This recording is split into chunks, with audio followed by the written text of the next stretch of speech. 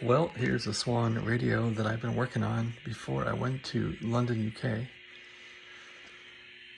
I cleaned up some of the tubes, put them back in. This is the one that had the two bad Jackson drives. Anyway, I found the meter face, which is plastic or mylar, had warped. And the meter wouldn't work right because it had physically been, the needle had been sticking against the scale. So that's been fixed and it pretty much works the way it should now. With a Swan 350, the meter reads backwards. S1 starts here and it reads up that way. Anyway, I don't have any power out in this thing at all. Can't get any plate current from it. And I can't get any bias either, so either the finals are really toast or it's got some other issues. I do have 890 volts on the plates there, so that's working. So, yep, or else the bias won't crank down. So I gotta investigate that stuff. And of course, the whole day I spent with the Jackson drives didn't work out. This thing still won't really tune correctly, so I have to get new Jackson drives for it.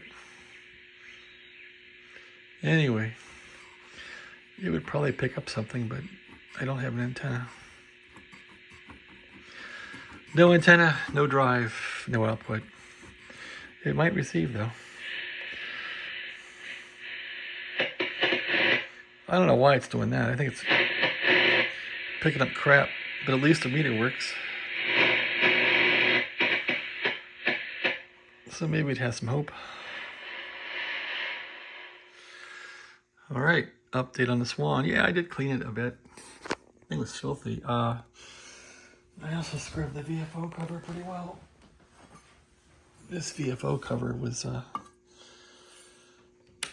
really crap too.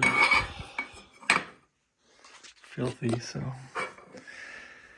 gave that a rubbity-dub scrub. That looks pretty decent now, actually, for an old radio.